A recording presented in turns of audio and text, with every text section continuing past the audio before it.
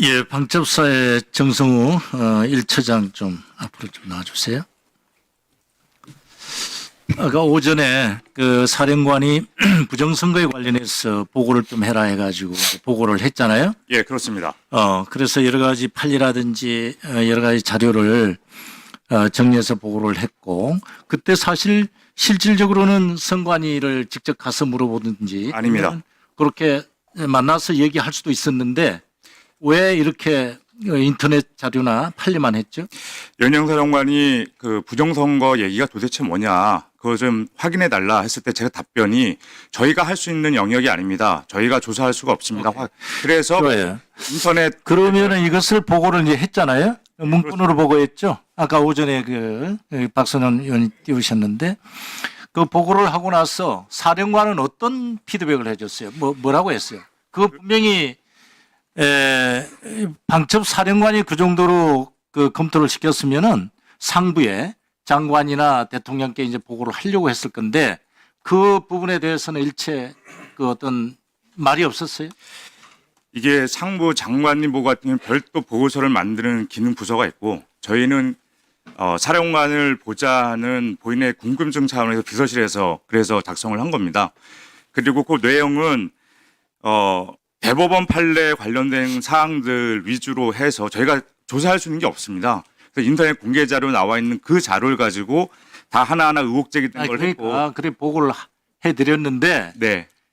그 목적이 있었을 거 아니에요. 사령관 입장에서는 자주 대통령을 장관을 자주 만났는데 그런 자리에서 어떤 얘기를 보고를 했든지, 그러면서 그 당시에 비서실장이었잖아요. 예, 그렇습니다. 그러니까 지나가는 말이라든지 네가 보고했던 걸 갖다가 한 보고를 했다 한다든지 그런 얘기를 전혀 절대 못했어요. 없었습니다. 연영 사령관은 내 개인적인 궁금증으로 이런 사항이 뭐냐라고 했고, 저희가 이건 확인하기 어렵습니다.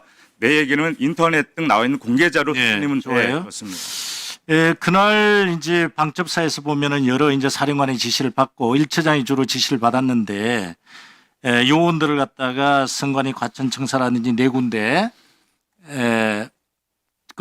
출동시키려고 준비를 지금 지시를 받았잖아요. 예. 그럼 그 이후에 어떻게 했어요? 실질적으로 출동을 지금 현재 공소장에도 그게 나오지가 않는데 방첩사 내에서는 어떻게 조치를 했습니까? 우리 방첩사는 다른 특전사나 정보사나 또는 수방사와 달리 인원들이 영내에 있지 않았습니다.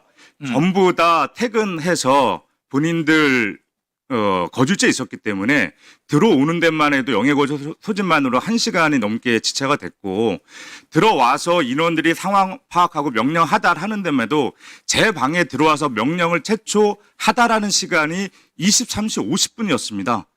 계엄 선포가 있었던 22시 30분경에 1시간 20분이 지난 상황이었고, 그러한 상황들이 방첩사에서 사전에 준비됐던 그러한 징후들이 아니었습니다. 그래서 23시 50분에 들어와서 명령을 하달하는 데만 해도 저희 선관위 팀은 위법성 얘기가 나왔기 때문에 30여 분 넘게 위법성을 얘기하고 00시 25분경에 인원들이 해산을 그러면 합니다. 그 당시에 사령관은 어디에 위치해 있었습니까? 사령관은 최초에 지하 2층에 내려가서 위관리센터에서 상황을 확인하려는데 그때 문이 안 열리고 장관 주간 VTC가 연결이 안 되기 때문에 복도에 서성이다가 그 밑에서 30분 문이 열려서 그 안에 들어갔지만 장관 주간 그 회의가 끝났다 그러고 5층에 기밀실이 있습니다. 그러면은 5층으로 1처장은 올라갔습니다. 사령관하고 같이 있었나요? 아니면은 다른 방에 있었나요? 저는 최초에 내려가실 때는 사령관이랑 같이 있었고, 그 다음에 5층에 23시 한 5분에서 10분으로 새롭게 그 화상회의가 연결됐을 때는 그때 5층 갔다가 다시 이제 임무하다르기 위해서 제 방으로. 그리고 이제 사령관이 아까 홍장원 국정원 1차장 그 진술 들었죠? 예. 증언 들었는데 사령관이 여인영 사령관이 그 14명 그 명단을 우리 1처장한테 혹시 얘기를 해줬나요? 아닙니다. 국회팀과 선관위팀은 완전히 분리가 됐었고, 비상계엄 선포된 다음에 지하 2층에 내려갔을 때, 그 다음에 지금 수사기관에서 확인했던 바로는 22시 45분경에 수단단장이 그 연영사령관에게 그 지시를 받고 내려왔고, 저도 그때 갔다면서 지시를 그 갔죠. 명단은 이제 국회팀에게만 이제 지시를 했고, 예, 일체 1처장은 이제 선관위 관련해 가지고 이제 출동 준비시키고 그랬다는 거죠. 예, 그렇습니다. 네. 그리고 법률 검토를 했다는데 선관위 출동하기 전에 그 이유는 임 처장이 스스로 생각해서 했나요? 아니면 뭐 최초의 명령을 받을 때부터 첫 번째 전산실 출입 통제에 대한 크게 뭐 있을 수는 없는데 그 다음이 문제였습니다. 서버를 복제할 수 있다라고 하는 문제와 제가 반문을 했습니다. 서버를 어떻게 복제를 합니까? 라고 했을 때 그럼 떼어와야겠네.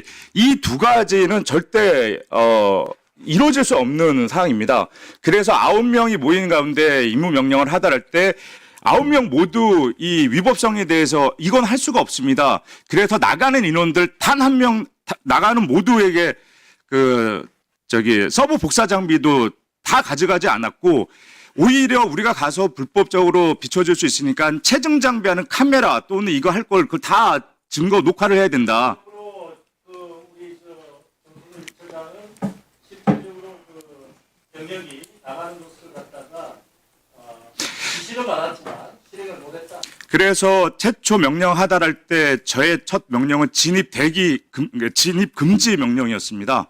출발은 하되 왜 대통령이 비상계엄을 선포하고 장관이 항명죄로 다스린다 그랬고 현재 상황이 성관이 어떤 소요 사태가 있는지 우리가 모르고. 비상계엄 선포가 되면 항상 위관리 조치에서 어떤 소요 사태라든가 폭동 사태가 있는 겁니다.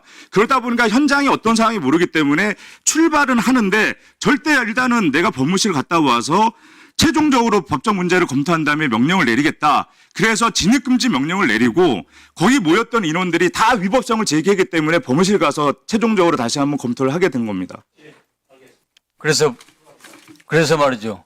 법무 검토를 받아가지고 어떤 조치를 취했습니까? 법무 검토를 하고 바로 비합헌 우리 안보편 이게 작전 상황일 때 안보편에다가 절대 들어가지 마라. 그리고 원거리 대기 그다음에 법적 절차를 준수해야 된다 하면서 하나 더 얘기한 게 법무실도 그렇고 모든 서버를 복제하든 아니면 다음날 우리가 범죄 증거 혐의인데 이 사항은 모르는 겁니다. 현장 상황이 범죄 어떤 우리가 간첩이 되는지 그리고 23시 이후의 상황인데 이전 상황이기 때문에 어차피 하려면 전산실 직원이 아침에 출근해야 할 수가 있다.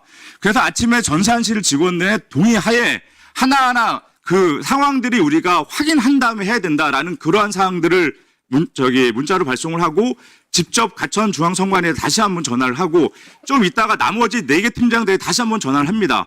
들어가지 마라. 현장 대기해라. 그리고 어차피 우리가 임무 수행한 거는 근데 그때 어느 누구 팀도 서버 복제 장비를 챙기지 않았습니다. 명령 하달할 때부터 이행하려는 의지가 없었기 때문에 출발 자체가 저희가 거의 공안식 이후에 이렇게 이루어졌고 근데 저번에 왜 출발했느냐 그 당시는 이게 지금 결과론적으로 말씀드릴 수 있겠지만 그 당시는 어떤 상황인지 몰랐기 때문에 장관의 항명죄라는 그러한 것도 전파가 됐기 때문에 출발을 하지 못한 거 가지고는 정말 그 당시에는 그런 상황인지는 예측조차도 못했던 상황입니다. 네. 참 군인의 모습이 어떤 모습인가를 알 수 있을 것 같습니다. 한기호 의원님 질의해 주십시오.